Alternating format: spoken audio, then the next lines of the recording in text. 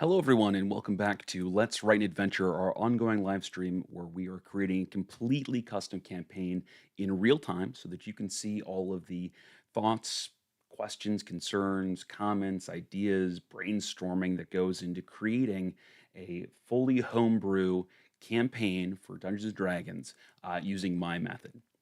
I'm RJ Kerr. I'm your host as always, and today we are going to be picking up where we left off with making our Barkura, uh, our a unique monster that has some memory manipulation abilities. That we're working into one of our side quests here. So before we get started on that, though, if you are new to the channel or you haven't seen some of the previous episodes or you're just not caught up, let me go ahead and give you a quick recap on what we've done so far so that you're not lost. So, as I said, we are creating a completely custom campaign with its own unique domain of dread. And to give that, or to give ourselves a little bit of structure to make sure we're not missing any of the pieces and parts of a good narrative story, we're using a story circle structure here. Again, don't think of this as like a hard and fast plot. It's more of something that we can use to help kind of guide us as we build this out and a place from which to deviate. So we started with that and we have been building that out and we've filled in a fair amount of this already. So we have figured out how our characters enter into this domain of dread through a portal that opens up on the blood moon. We have talked about what kind of personal motivations would draw them through this portal, what would make them want to do this. We figured out where they land in a shanty town called Darkport that sits on the edge of an inland sea, and we know that that inland sea is a pretty big part of this domain of dread. It was once the basin of a thriving metropolis that's now fallen into ruin and flooded. We've also figured out that the Dread Lord of this domain is an elemental villain that we're calling Ovander. And we're still fleshing out how Ovander fits into the overall story and how he'll interact with the characters and indeed what his powers and desires are. We also wrote the very first adventure that our characters will be involved in, one where they are kidnapped and briefly enslaved, and they must escape their captors. And in doing so, they discover the existence of a long lost artifact that gives the wielders some modicum of power over this domain of dread. And they realize that this is going to be this finding this artifact is going to be their best bet for getting out of here alive. And so now we're working on a much wider, much larger part of the adventure where the characters are getting proactive, where they have clues and they're getting out and searching out in the world under their sort of their own power and hunting for this artifact. And so to help us do this, we're using a node style structure. And really, what that means is that we are creating a series of moments throughout the campaign, whether those are simple social interactions, more complicated ones that have some complications or some challenges built into them, whether those are mini dungeons or full dungeons or high style adventures like we've done so far, all that kind of stuff. The idea being that these are areas where the characters can engage and explore and they can find clues that lead to another node, or as I prefer to call them, investigative scenes, because, well, you're investigating, you're finding clues. And the characters can find some of the clues, all the clues, none of the clues, and still be able to chart their way through the overall campaign to find the solution. And so this gives them a lot of agency, and it gives us, as the DMs, excuse me, I'm getting ready for Dragon Con, so I am been up late. But it gives us as the DMs a little bit of structure to work with when we're writing and creating these, so we don't have to come up with it all from scratch in the moment as we're playing the session. So, as I mentioned, we've come up with a fair number of these investigative scenes and these adventure nodes, and so one of them, a simple social interaction that we had, sort of sprouted a side quest that we wanted to pop into our campaign here because side quests are a fun way to kind of get a break from the main narrative and still move characters forward and have fun adventures. And so we had an interview. We have the characters are talking to a former monster hunter uh, who uh, uh, who has information about their main quest, but is also obsessed with this monster that they have never been able to slay. And part of it's because nobody really remembers this monster. It's evaporated from the minds of those who've seen it, unless they possess a piece of it. And so this monster hunter has gone mad trying to slay this beast. And so he wants the characters to do this for him. And so that's a side quest, not part of the main quest, but we've been working on that and building out this unique monster so that it can really fit the vibe and really fit the feel of what we're looking for here. Since there isn't a simple reskinning that we can do of some of the standard creatures that are out there. So we're going to jump into that. Before we do, though, we are going to, well, I should say, I want to remind you that this is an interactive stream, so please feel free to jump in, speak your mind in the comments, put in all your thoughts, comments, concerns, questions, remarks, ideas. You guys come with some amazing stuff, and so it's always a pleasure to see what you put in there, and it's always fun to work your suggestions into this content as we go. So it's really our campaign as opposed to just mine. All right. With that being said, looks like we got a couple comments in the chat already. We've got some highs and some hellos. Ben, yawn detected. Deploy the coffee. Yeah, I've already had some of that today. Probably don't need more, but it's always a race up to cons, right? Getting everything done before you go. So I should probably be drinking more water too. All right. So last time we were working on fleshing out some of the evolutions as part of this creature's abilities. We've talked about how this is a clone creature, and that every time the clone dies and a new clone is activated, it gains a new ability, something that the characters haven't encountered in it before, making it in many ways, a new and novel creature every time without having to create, a dozen different stat blocks.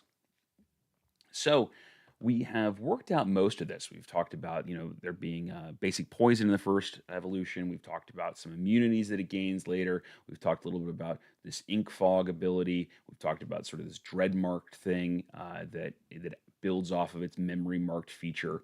We're gonna have to flesh out memory marked a little bit. We need to build out the toxic skin feature along with the upgraded poison. And I think that's what we've got on this, because we've got the upgraded immunities done and we've got the toxic shroud pretty much built out here. Looks like we still need to put our proper wording in there, if you will. But yeah, so we're coming right along here, moving into the areas where we'll actually start worrying about damage and EC and all that kind of stuff. So without any further ado, I guess let's dig into the toxic skin to start here. So this idea that the poison would upgrade at this point, so that it's not just spread by. Very sorry, but it's not just spread by slashing damage, but it's spread by any sort of touch with the creature, any sort of contact. And so we want to work that out. We also talked about it moving beyond just the poison condition, but adding the paralyzed condition with a failed saving throw. So that's a pretty big boon. And the question there is, how long will the creature be paralyzed? Do they get saving throws throughout that duration? All that kind of stuff. And so one of the things that I generally say in this sort of thing is that if you are going to make a character if you're going to have a character have the potential of being paralyzed for the duration of a fight, then there needs to be saving throws throughout that. So they need to have the chance to come back. If you don't want them to have additional saving throws, you just want them to be paralyzed, then I would winnow down the amount of time that they're paralyzed to probably a round, something like that. So let's figure out how we. So let's see. Let's say TK monsters. Oop, don't need to be bolded. TK monsters skin exudes or I guess secretes a toxic mucus. Any creature that comes into physical contact with TK monster must make a DC XX Constitution saving throw or become paralyzed for until let me know what your thoughts are. I'm leaning towards it being paralyzed until the end of their next turn or the beginning of the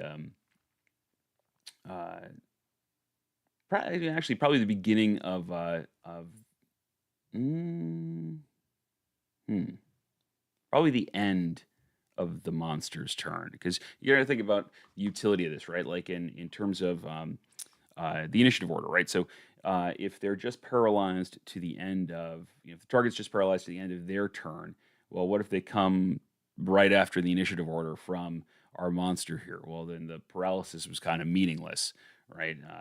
But if they're likewise, if they're only paralyzed to the beginning of the monster's turn, well, since it's not like a pack creature that we're trying to have a whole bunch of with it, well, then then this creature doesn't get any benefit out of paralyzing its victims because it doesn't get to have any of the bonus to that. So we should probably say that that any creature that comes into physical contact with it becomes paralyzed until the end of the monster's next turn.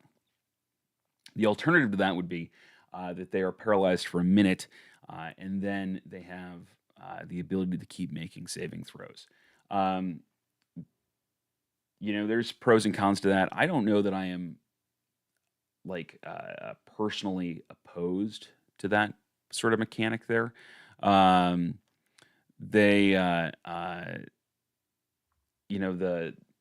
the one thing to be the one thing that I would say you can to consider, and again, this doesn't particularly bother me in games, but it does bother some players, and so being aware of it is that if you do something where you have an effect where a creature is paralyzed for a minute and they just are making saving throws at the end of each of their turns to try to end the paralysis, or they're stunned for a minute and they're doing the same kind of thing, well, there's the possibility that they're just going to roll low that whole time and effectively be kind of out of the combat. Um, Personally, I don't think that this is a big deal. I think that it adds to some of the seriousness and the significance of battling with a creature like this, and players should forces them to change their tactics and be a little more creative. That being said, some players do feel like their characters just kind of being shut down for a combat, and they're just kind of being put in the corner, as it were. So it's a good thing to kind of know your party and your players before you start making some of these conditions that have long durations, just to avoid any kind of frustration at your table. Consequently, when I tend to write for other people, I tend to do shorter duration effects and these sorts of things, unless there's a really good reason that I think it needs to last longer. But it looks like we got a comment in the chat here.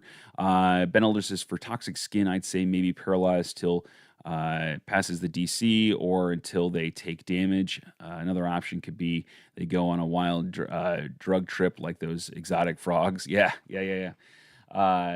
that's, to be honest with you, that's kind of what I'm imagining with the basic poison, right? The poison condition is they're kind of out of it. You're getting that sort of that trippiness is what's giving that disadvantage there. Um, yeah, so yeah, let's just go with they're paralyzed for a minute until they until they pass the DC, or until they pass the DC. Um, I it's good to put a time limit on these sorts of things inevitably because you don't want to be out of combat and just sitting there and going, okay, roll every 6 seconds, while everybody sits here and waits to see if you're not paralyzed anymore. Like, because, yeah, you could just be like, well, okay, it's gonna, wear off eventually, and you have a limited amount of time, but tracking that time can become a pain. So let's go with Ben's idea here that we're gonna be paralyzed till they pass the DC, or become paralyzed, and so then we'll say paralyzed. Um, a paralyzed creature can make a DC, or I should say, can repeat the saving throw at the end of each of their turns, actually ending the paralyzed condition on a success. The creature, so the target creature automatically succeeds after 1 minute. Easy enough. Cool. And fights, I mean, as you know, combat rarely lasts for 10 rounds, which is, a minute in combat.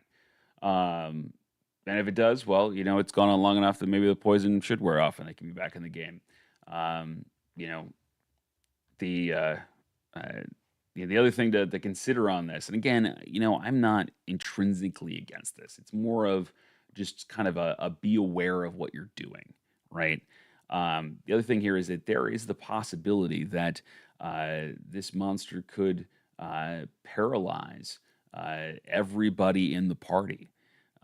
And we could end up in a situation where nobody's making those saves, nobody can do anything, and it's just mowing them down. But again, that's relatively unlikely because of the number of saving throws that have to be failed completely. Also, it assumes the characters don't take any sort of adjustments to their tactics to try to stay away. And frankly, if it happens, well, it's sometimes the things just go sideways on adventures. That's part of adventures. The other thing that I would question about this, or I should say that I would think about, not so much question, but I would think about, and love to get your input on this, is that we have, this toxin in the skin that causes the paralysis, and then we have this toxic in the this toxin in the claws that causes poisoning. Are we upgrading all of the poison, or are there two different kinds of poison on this creature? Does one make them paralyzed, and the other one give them the poison condition? Um, Again, nothing intrinsically wrong with either choice here. Um, it's just a question of what do we want to manage with this. Personally, I would be in the all the poison is upgraded kind of category here, because it just, for me, it wouldn't make sense that the creature is secreting two different strengths of poison at any particular time. Um, but if we're going to do that, and if you guys are in agreement with that, um, uh, I would adjust the verbiage here to say that any creature that comes into physical contact with a TK monster or takes damage, but any creature that comes into physical contact or takes damage with, we'll figure out how to work it in the sentence there. But effectively, we want to put a comment here so there's no question about is there a difference between the two, or is this a full upgrade? And we could say, actually, let's say such as taking damage from a physical attack. I should say from a melee attack. Do something like that. And that would also mean that it would become potentially dangerous to get the tongue lash or the tail slam. I know Mr. Mex had talked about floating the idea of working in sort of a paralysis condition with the tongue here as well, and so by effect, by extension, this toxic skin thing would do that.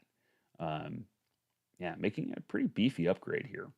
Um, yeah, we might end up needing to tone this one down a little bit, but that's a heavy hitter, but nothing wrong with that. Um, let's see here. Ben Ellis says maybe it could be toxic blood. So if a melee attack strikes, it triggers to make it different. I'd go all upgrades as well, I think. Um, yeah. Yeah, so again, I don't think there's anything intrinsically wrong with having sort of there be a blood effect. Um, I think especially if you're telling a story that if you're telling a very narrative story at a table, that yeah, doing things like you slash into it, it sprays blood, and you've got to take uh, you've got to take a saving throw because the blood spatters off at you, that kind of deal. Um, you are going to get um, you may get some players. Um, Again, these may not be the ones at your table. You may get some players who make the argument that it's like, well, it didn't get on me, it got on my clothes, it got on my armor, that kind of thing. So, it shouldn't affect me. It should just affect, it because it didn't make contact with my skin. And then you make the argument, well, it got on your face, and it's like, well, actually, I'm wearing a helm. I'm wearing a helm, and it's got a face guard, and blah blah blah. All that kind of stuff. So you can get into a kind of a debate about whether or not it should affect you. Um, but then again, you get the same sort of conversation with. I've had the same sort of conversation with Tomb Annihilation games, where the grung in there have toxic skin, and people say, "Well, my character's wearing gloves; I should be able to touch them." So, so I would say that, yeah, I mean that if you want to make the blood thing. If you want to work that in there, I say go for it. But make it a flavor thing instead of a mechanical thing. Um, you know, just so when they're like, well, blah, blah, and you can say, well, it's actually I'm just describing the blood thing as a flavor thing. This is narrative. The mechanic is you attack it, you have to make the save. And then people can't argue with that stuff. Um, so it's yeah, worthwhile thinking about some of that as you go. All right. So another comment here we got from Mr. Mech says, I think of creatures like snakes and centipedes being more toxic when they're younger since they don't know how to control how much they use, but it doesn't make sense to lower the damage, right? Um, yeah, I agree with you on that, that it would be, okay. So yes, I am aware as you're mentioning that, like, yeah, snakes, they don't know how much toxin to use, so young snakes bite is far more dangerous, and that it would make a lot of sense biologically for us to have creatures who do that same sort of thing. And frankly, maybe in your world building, it makes sense to do that in your game, where some things become less toxic the older they get. Now, that being said, if that's the case, knowing that they become less of a threat. And so, uh, in that context, those creatures um, would really be considered dangerous when they're young. It might be considered something else like livestock or something, or a helpful sort of creature when they're older. So it will change sort of the interaction in there, but there's again nothing intrinsically wrong with doing that. And it makes a cool little world building element. It ties some natural biology in there. And so it does make it feel very real. So I would say, yeah, don't keep yourself from doing that. Don't avoid that when you're doing your world building. Just know that it'll change how the characters interact with the juveniles versus the adults for those sorts of creatures. And just anticipate that. Um, I will say that for things like this, where the characters are expecting it to ramp up, You're right. It wouldn't necessarily be what we want to do for this because we wouldn't want to make further iterations less dangerous. We want to make them more dangerous, and most of your players are going to assume that the older and more powerful something gets, the more dangerous it's going to be. That's just sort of the assumption they're going to come to the table with, which again makes your suggestion with some creatures an even cooler world building thing because it's not something that people expect, but it makes a lot of sense. So while I wouldn't do it for this monster, I absolutely, I think it would be really cool to do it with other monsters. I've always thought, it would be cool in a world building sense to have, a society or whatever that uses like enormous amphibians or something like this as their as their herd animals or as their beasts of burden and that kind of thing. And, they live on a lake or what have you, and they've got to cross water, and so they've got these enormous frogs and that kind of stuff, or salamanders. And you could do the same kind of thing for that, where it's like the young of those are very poisonous, they're very venomous, they're very dangerous to handle, but people keep raising them because once they're adults, well, they're not as dangerous and they're very useful and that sort of thing. And so that would be like an interesting sort of world building element if you were going to run with something like that. So it's a cool idea, Mr. Max. I really do like that thought process. I'd never really given that much consideration, but I really do like that. Ben says, "Oh my God, I can picture who at my table would say that." Yeah, me too. I've got some. I have played with some rules lawyers, and and you know what? Sometimes you just got to go. Them's the rules. It says it right here. Everything else I've described is flavor. um, uh, but yeah. So just being aware when you write stuff like that. Um, all right. So let's work on the last ability here, this Toxic Shroud. So this one is a little interesting because again, it's another advancement of this sort of. We should probably change this basic poison to basic toxin just to be coherent or consistent, I should say. But the toxic shroud thing is sort of another elevation of some of the poison that this creature gives off. But we actually imagined it more, or when we originally came up with it, it was more of an elevation of this ink fog ability. And so we probably want to build off of that with this. And that'll give a reason to make it the poison condition and not the paralyzed condition as well. Um, and uh, yeah, which means we might want to change toxic skin to like venomous skin and basic toxin to basic venom or something along those lines. Um, just again for consistency's sake, but I digress. But yeah, so we probably want to write this so that it is clear that it's an advancement of the ink fog ability here.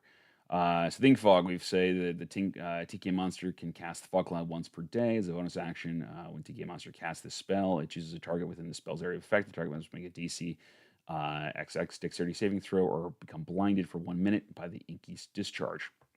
The target can use any action to restore their vision. The cloud manifests as an inky plume of smoke. Cool. So probably what we want to say is something along the lines of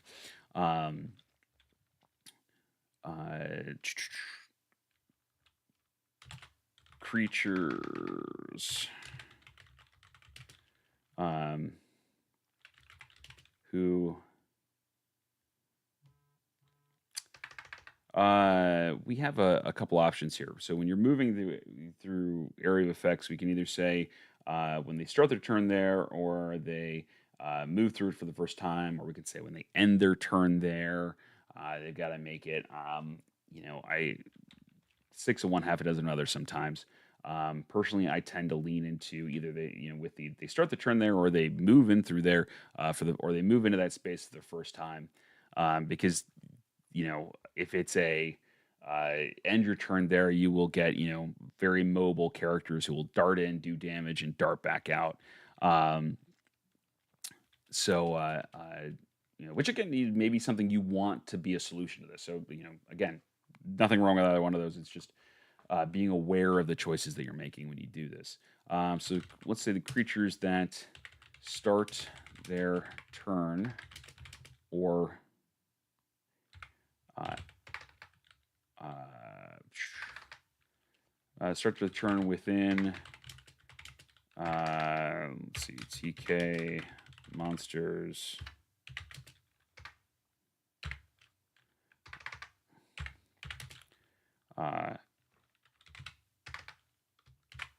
Ink fog, or enter it for the first time, must make a DC XX Constitution saving throw, or become poisoned. Again, we want a duration on this. Since we've already got a condition that lasts up to a minute at this point, I would make this one poisoned until the end of the target creature's next turn. Because again, it poison condition affects the target creature the most.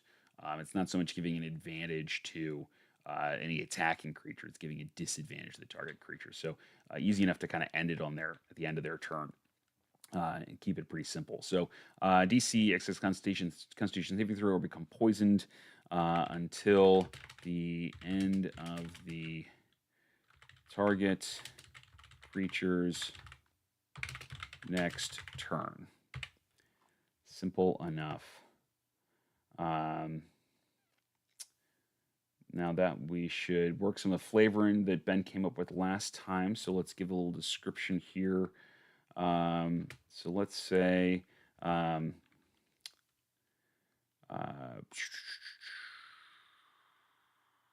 actually, what we should do is we should move that up to here. Should use the description up to there. So we can say, let's see, TK monster exudes an a cloud of inky smoke from vents between the chitinous plates on its back. It can.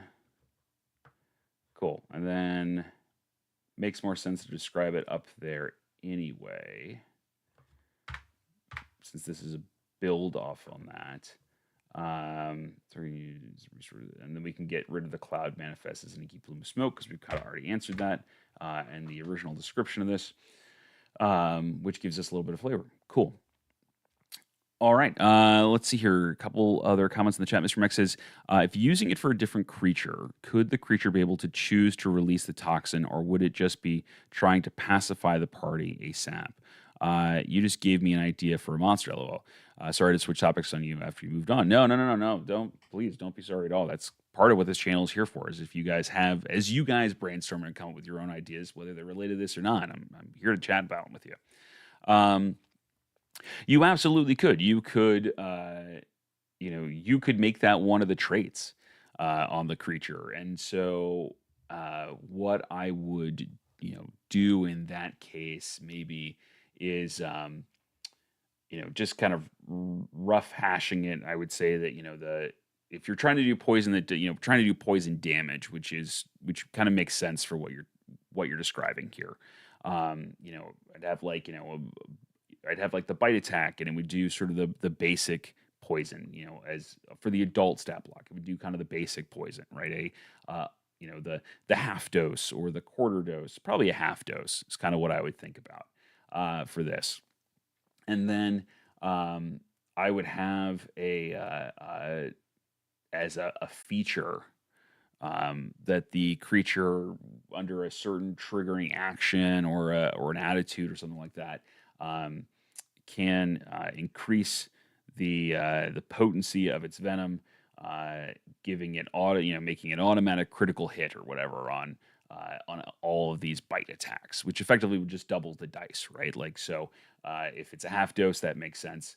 That when they do the full dose, you get twice as much in there. So the attack goes from a 2d4 to a 4d4 or whatever the die we want to use for that, whatever makes sense for the CR. So yeah, you can absolutely put it in there. There are plenty of monsters out there that have features that trigger based off of individual conditions. For example, flesh golems have berserk, right? If they once they're down to half hit points, there's this chance that that their masters lose control of them and they just start smashing everything. They have the fear to fire sort of condition, and so you can come up with any sorts of unusual or unique or broad ranging sort of triggers for a creature like that. And again, it becomes a cool little world building thing for you. If you're I don't know, this is a giant hypnotic toad with poisonous bite. What upsets a toad enough that it would that it would use all of the poison in its bite as opposed to the normal amount of poison in its bite. You know what you it's an interesting world building question to ask yourself. What what pisses off a giant toad? What do they really get upset about? And you make that the trigger. Um, and that can be as broad ranging or serious or as silly as you want. But whatever you choose, it'll influence sort of your world building, and it's a cool little feature. So, um, cool. All right. So with that, we've got these upgrades pretty much done here. Um, we probably want to finish working on memory marked here before we move on, just so we've got that all lined up. But we've got most of it hashed out, I think. The idea being that the monster instinctively prioritizes prey that it can remember, and it always knows the direction and distance of the marked creature up to 3 miles. If we were gonna make this a true hunter's mark thing, we would probably add a little damage to this. But again, we when you do extra damage, you are affecting the CR. And so I would want to stay away from adding any defined amount of extra damage to this until we figure out kind of where our boundaries are within the attacks that we already have. So what I would say for this particular section is I would go ahead and get rid of that. Start with TK Monster instinctively prioritizes prey that can remember it. And then I would just say so we don't get repetitive. It always knows the direction and distance of a marked creature up to 3 miles. So let's put another comment in here. We could say instinctively prioritizes prey that can remember it. Are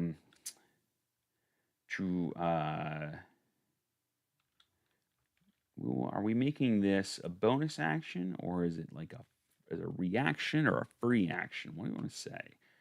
I'm kind of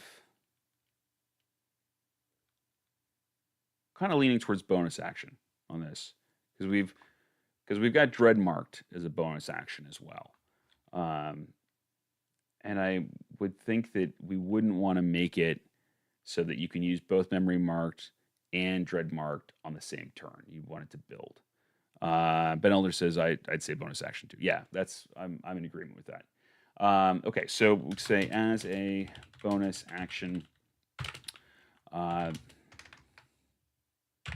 TK monster can mark any number of creatures that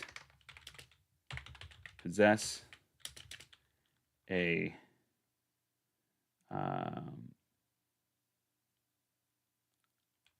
see, a piece of its body. And then we'll just, for clarity's sake, say see memories affected traits. And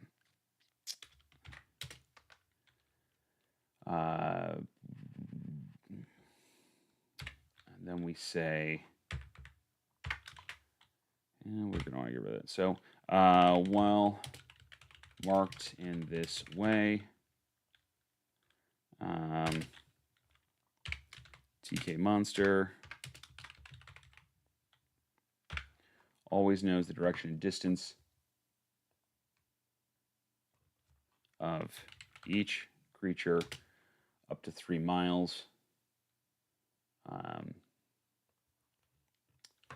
Then we could say the marked condition lasts for, and we should figure out amount of time. I'm going to go look up Hunter's Mark because that will give us an idea of the length of time we're looking for. Let's see.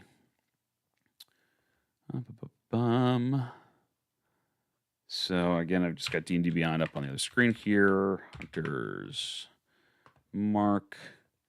1 hour is the standard for that. That makes sense. We can go with 1 hour.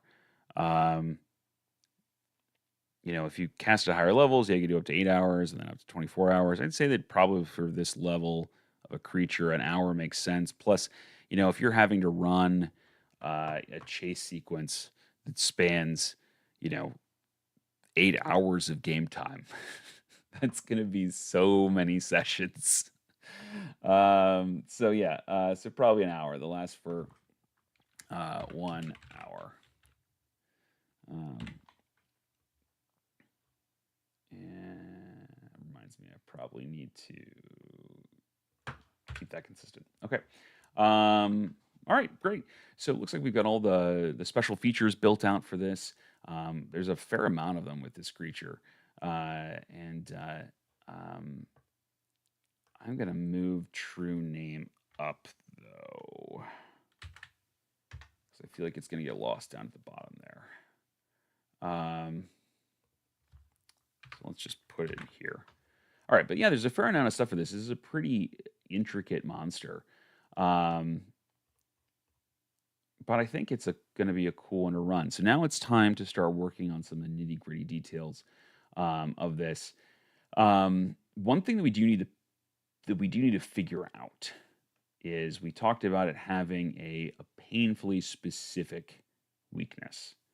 Something that was obscure but really focused. So it's not like it's weak to fire. It's like it's weak to silver weapons that have been consecrated in the moonlight. Or it says it's weak to fighters. Wizards don't like fighters. I would counter that by saying that Strength Wizard cast Punch.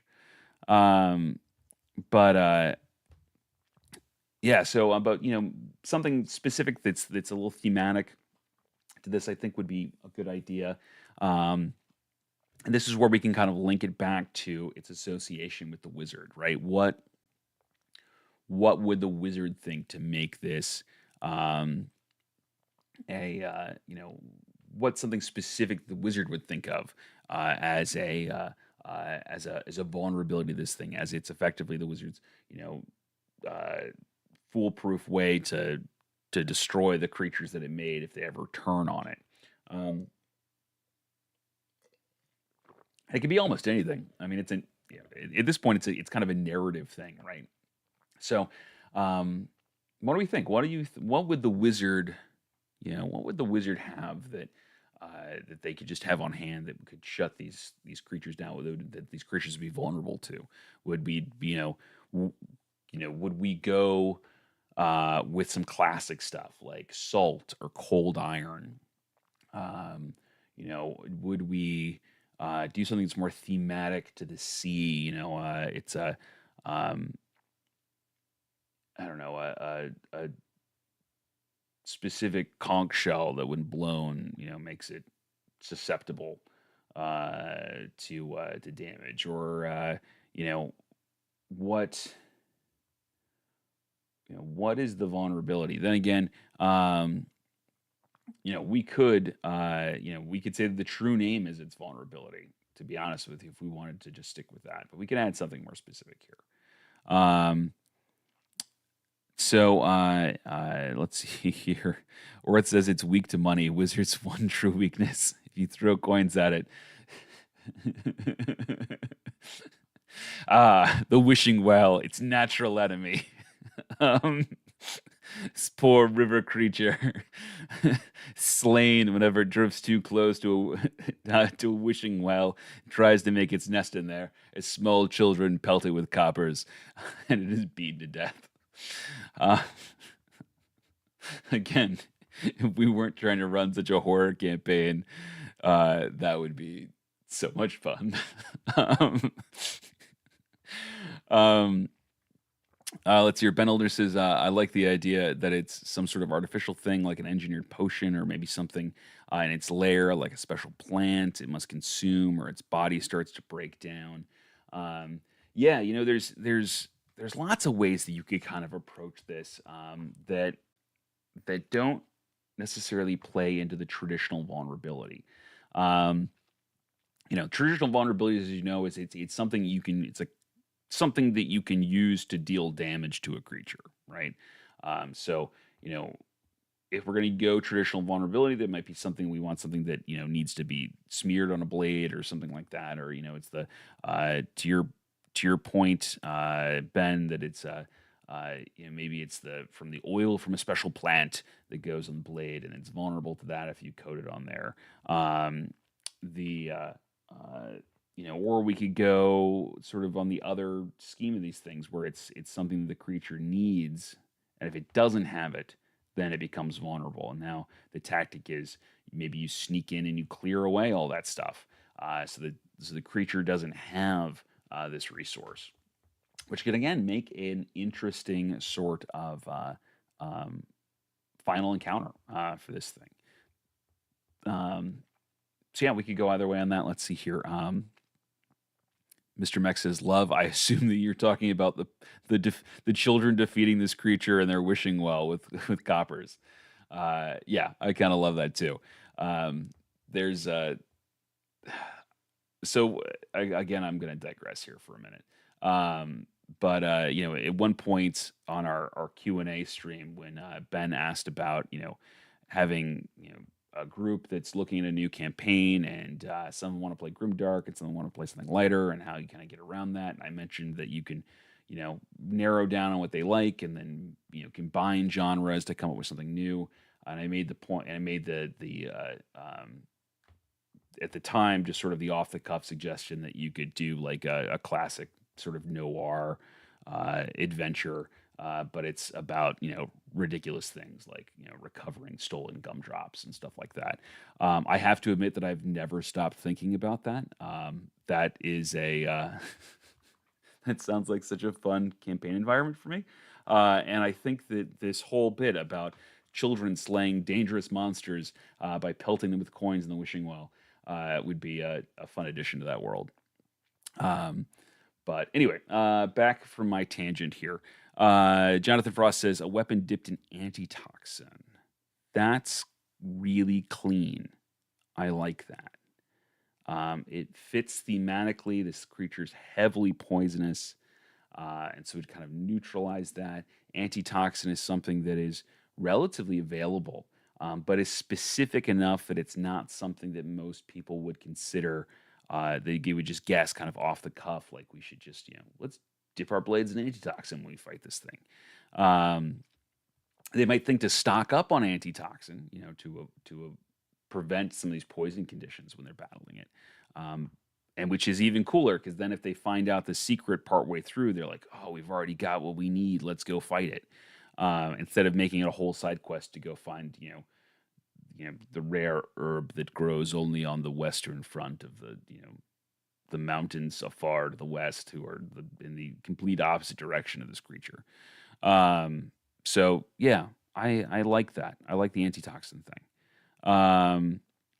And then Mr. Mech says, anointed oil blessed on holy grounds that coats the weapon. Yeah, you could go something along those lines too. It again, it's for me this sort of thing. I would think we want to lean into the theme on it. It's part of the reason I like the antitoxin idea for this is that this is the big theme of this creature is poison, lots of toxins, lots of venom.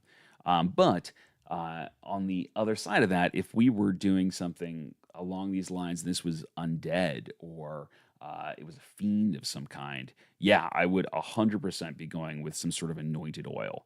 That would be very thematic. It would have do the same sort of thing, um, and uh, uh, and it will feel. It's one of those cool little details that if you work it in right, it will feel both surprising and obvious to your players, which is a really cool thing to experience at the table when um, they don't know a thing, they're not expecting a thing, they finally discover it, and it's a shock, but then they're like, oh, but that makes total sense. Of course that's what the answer is. Like, that makes it feel very much like you have got this whole grand arc behind the screen, and that you're not just making this all up as you go along. Because let's be honest, our plans are all going to change no matter how well we write a campaign or adventure. And Yeah, it's uh, there. So there are things that are going to be switched around and changed on the fly, and being able to point to little things like this is going to make it feel to your players like everything is going according to your master plan. Um, cool. Puppies are its kryptonite. Yeah, puppies are my kryptonite. Again, back to this, noir detective who investigates stolen gummy bears, kidnapped gummy bears. Yeah, I think that there absolutely should be a monster in that world where he has to use a puppy as a weapon to defeat it. Um, you know, Presumably with no harm coming to the puppy. Um, but uh, but yeah. So let's say vulnerability. Um, let's see here. We'll say bludgeoning, bludgeoning, piercing, and slashing damage from weapons coated with antitoxin. Cool. Helps if I spell toxin right, but it's a minor thing.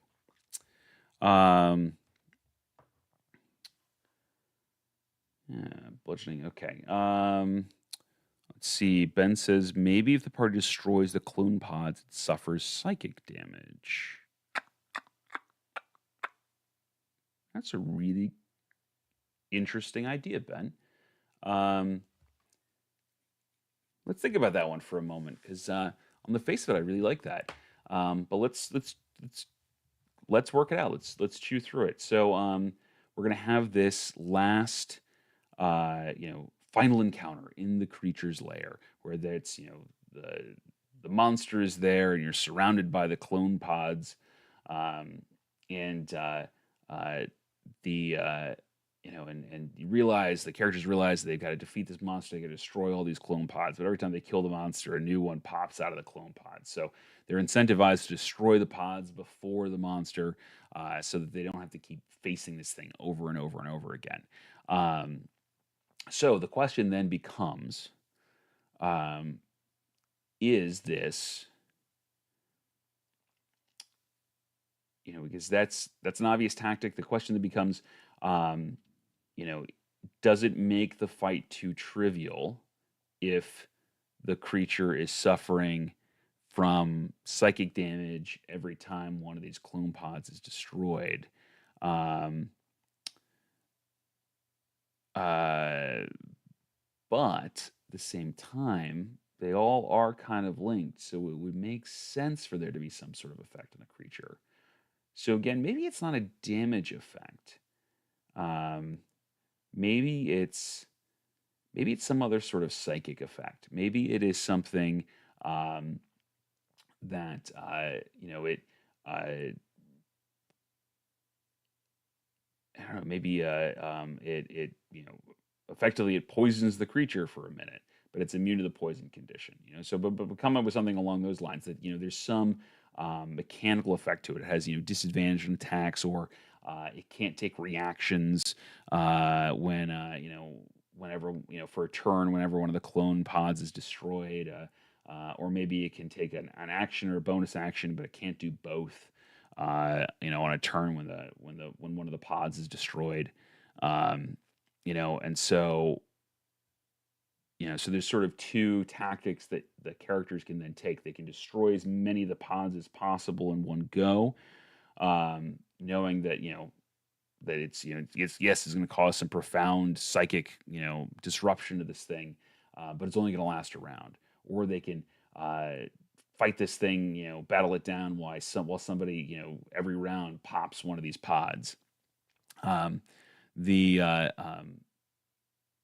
the reason I would drift away from damage for this is that I can just imagine somebody comes in, lights a bottle of oil or has an alchemist fire and hurls it into a bunch of these pods, and they all sort of ignite. And yeah, each one of only does a D4 of psychic damage or something like that. But you detonate 50 of them at a time, and all of a sudden you're doing 50 D4 psychic damage to this creature with one attack, and so uh, that can be pretty brutal. That could really trivialize the fight. But having some sort of um, effect on it, I think, is a really good idea, Ben. I like that. We should definitely work that out. That means we also need to figure out um, things like how the pods are damaged and if they've got hit points and AC and all that kind of stuff. But that's pretty straightforward. Um, that's something we can work out on the fly pretty quick. Um, let's see here. Or it says maybe the pods are linked like a hive mind, where if it naturally dies, it's fine. Um, but when the pods are damaged, destroyed from other means besides their own death, it weakens, damages the creature. Um, yeah, I mean, I'm with you on that. Yeah, I think it's if the pods are destroyed before they can birth this next clone, then it has a psychic effect. I'm on board with that. Um, Mr. Mech says, would killing all the pods cause the active creature to enrage or something? Yeah, we could do something like that. I mean, I think, I think there needs to be some sort of psychic effect on it, and whether it's an enraged effect, a confusion effect, a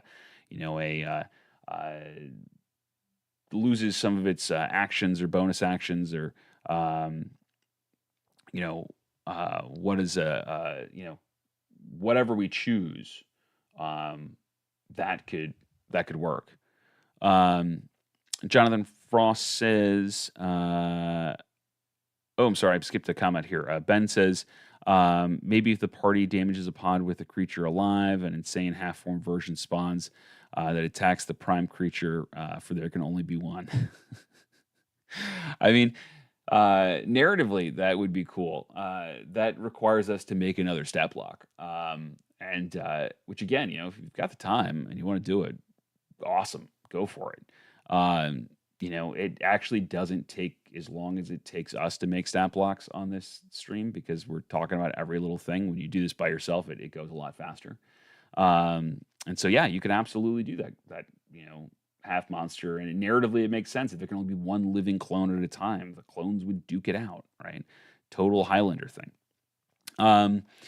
Jonathan Frost says a fortitude or will save for each pod to reduce the effect. You can do something like that. Again, nothing intrinsically wrong with that, especially if you are playing on a virtual tabletop where it's easy to roll a lot of dice. Simply because if it's for each pod, then if the characters come in and destroy 10 of them in a swing or something like that, they burn them down or detonate them with shatter or something along those lines, then you've got 10 saving throws to make back to back. Which again, not necessarily a huge deal, especially if you're playing on like a virtual tabletop or something like that, where you've kind of unlimited dice that you can roll at once. Um, but it's something to be aware of when you're running this. Um, but it means that we need to add a feature to this thing. And we should add that one down at the bottom, I think. So we need to say, we'll call it pod linked. And we'll say TBD when one of the clone pods is destroyed,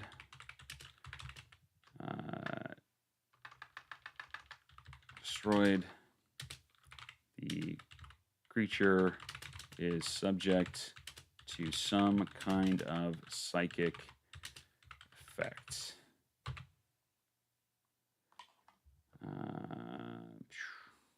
Cool. Okay. Ben Elders is a podcast. Again, know our world where you're having to investigate kidnappings of gummy bears, and you've got femme fatale fairies and what have you. I could absolutely see where the psychic effect is this sudden urge to make a podcast. Like this monster, when its pods are destroyed, it gets so angry, it gets so confused, it just wants to rant into a microphone for a while, on the radio in that world. Become a shock jock. All right. Anyway, thank you for making me giggle. All right, with that, we are at our time, and we are going to go ahead and close up for the evening here. Thank you again so much for being here tonight. It's always a pleasure to do this freeform organic work with you guys. You come up with some great ideas, and yes, we tend to go down some rabbit holes and off on tangents and work through this stuff pretty slowly, but we come up with some incredible stuff because you guys have wonderful imaginations. So that being said, just FYI, we will not have a stream on Wednesday or Friday. I will be at DragonCon, in Atlanta. So if you're going to be there, come and see me. I don't have like a booth or anything like that. I'm just wandering around in cosplay, having a good time. Find me in the crowd, stand up and shout RJ or something. I'll hear you. But otherwise, it'd be great to see you guys if you're there. Otherwise, I will catch up with you the following week. So the first week in September. Looking forward to seeing or chatting with you all then. Hope you have a safe week and weekend. And thank you again for being here. If you enjoy this kind of content, please like, subscribe, leave a comment. All that stuff helps grow the channel and helps keep our chats and our imaginations active. So thanks again, and I will talk to you soon. Bye now.